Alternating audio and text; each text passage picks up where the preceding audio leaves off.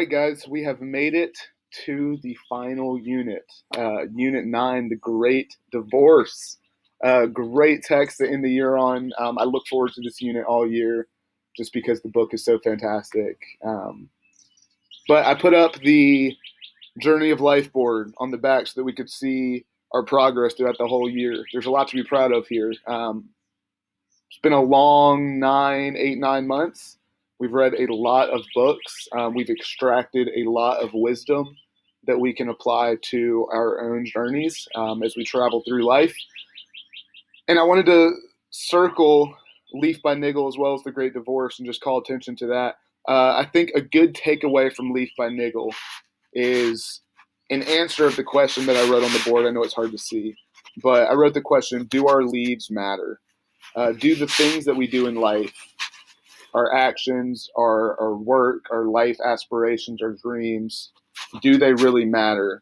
And I think a good takeaway from that as we move on is, yes, they matter, but only because there's a tree, right? Only because they're a part of something so much bigger than ourselves, right? And it's very similar to Ecclesiastes, where Koheleth is trying to find meaning, trying to find satisfaction in these leaves, right? Riches, sex, pleasure, whatever it is.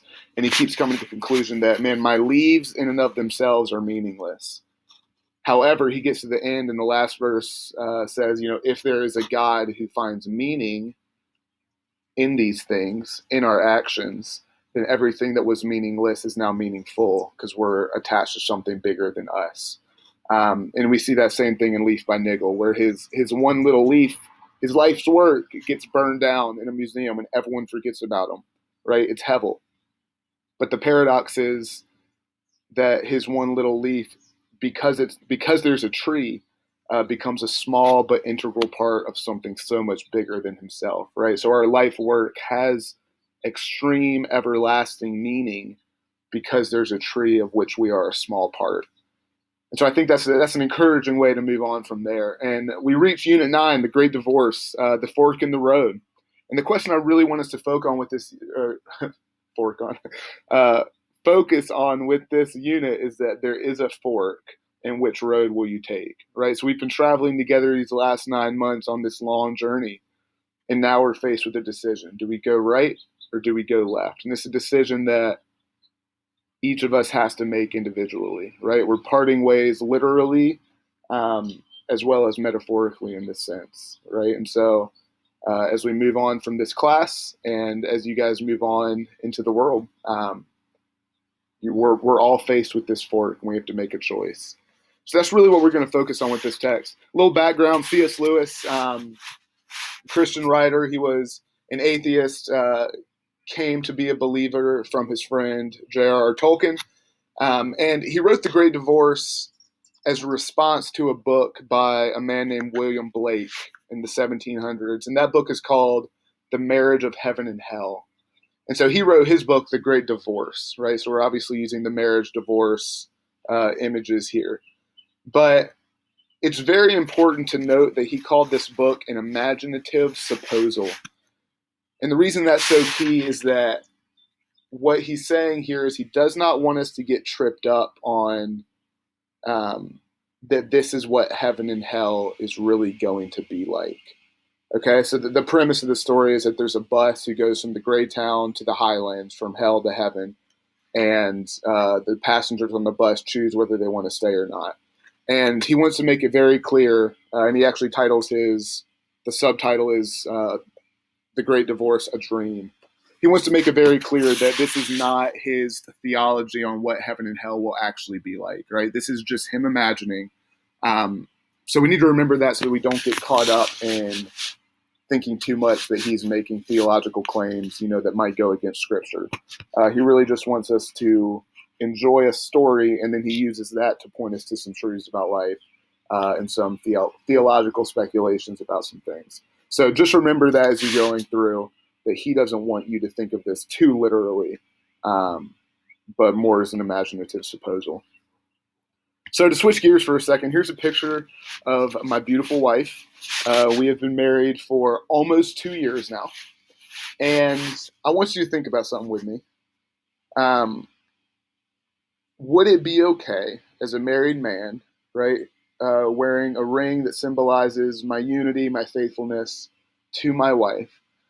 Would it be okay um, for when she goes out of town for me to go on, just periodic dates with other women? I mean, it wouldn't be anything serious, just a date here and there. I wouldn't tell her because I wouldn't want her to hurt her feelings or anything, but just a little date to Tony's, someplace like that.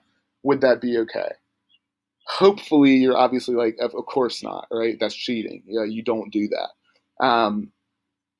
Would it be okay for me to text an ex-girlfriend, right? To delete the messages so they don't hurt her again, but periodically to send some text to, an old fling. Of course not, right? Of course not. When I got married, I completely promised that I'm severing all other romantic relationships, right? That you and I will be one, that any other relationships that I've had or that you've had, those are done.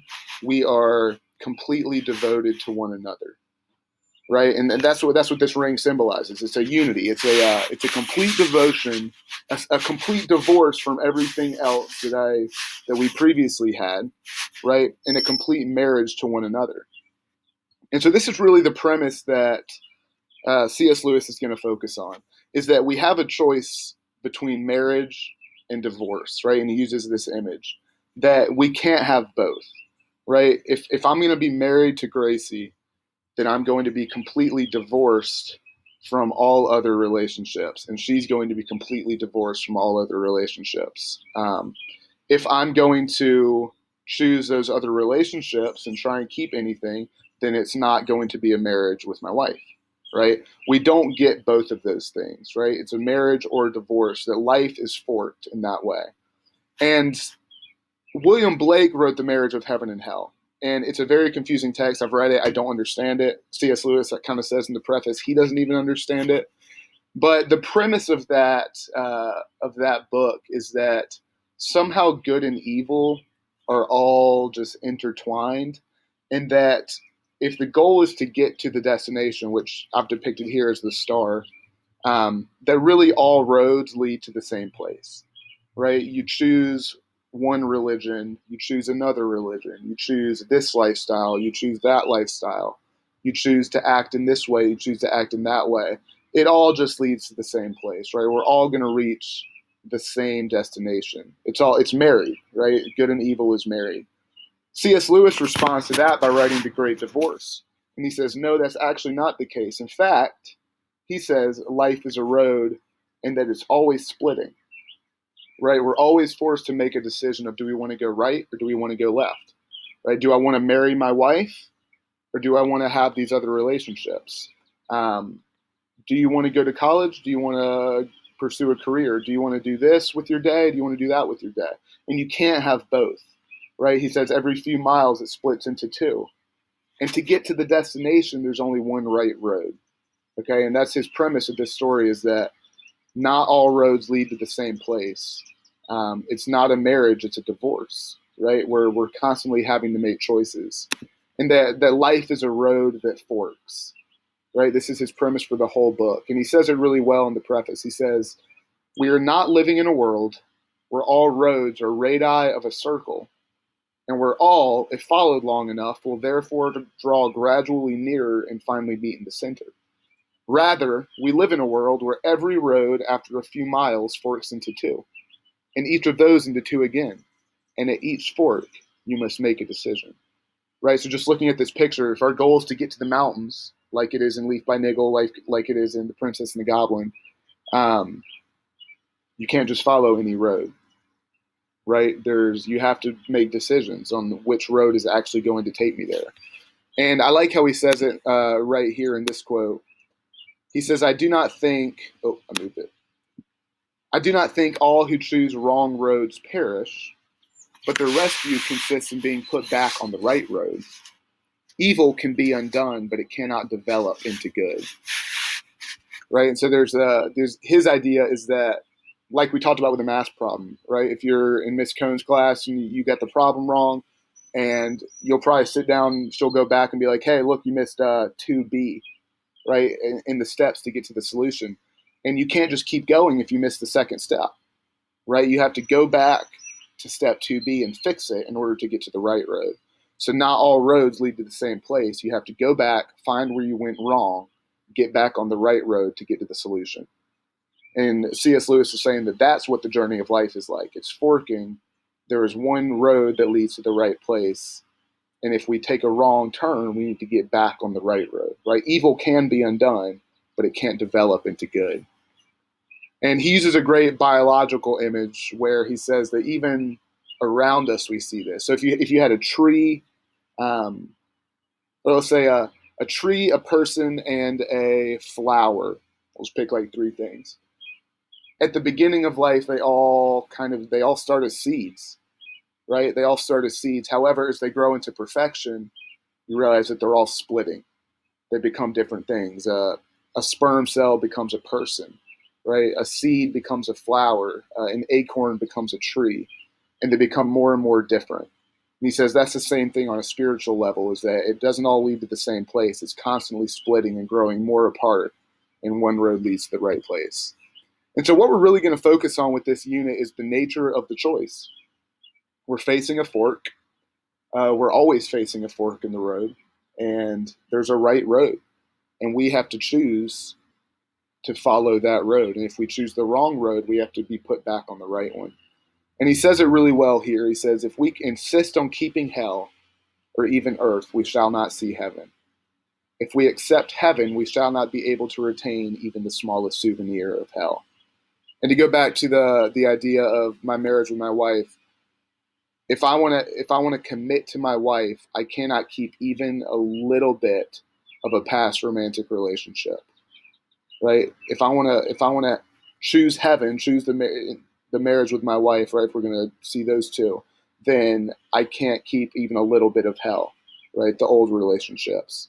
If I'm going to choose the old relationships, if I'm going to choose hell, and he says that's the same as earth. If I'm going to choose hell or earth, I'm not going to be in a good marriage with my wife. I'm not going to have heaven, right? And so he sees good and evil as choices that we have to make that are completely separated from one another. They're greatly divorced, okay? And so as we head into this unit, this is really what I want us to focus on with this book. And this is the premise of the book, starting with the title, that good and evil cannot coexist, that we are faced with a choice of heaven or hell, and that it's a choice we have to make. And when we make the wrong choice, we got to get put back on the right road, because the wrong road doesn't lead to the same place as the right road. All right, so that's what we'll be looking at with this book. Here's what I want you guys to annotate for the first chapter. The first chapter, he's standing in a line. That's what a Q is. And I want you to look for these three things. What is the gray town like? So the place that he's in. What is the weather like, and what is the time of day? Throughout this whole book, you're going to pay special attention to light. So when he talks about that it's right before evening, that's something to pay attention to. And then what are the people like? The people around him. What are their primary characteristics? So annotate for those things in this first chapter. We'll talk about it on a Google Meet tomorrow, and we'll go from there.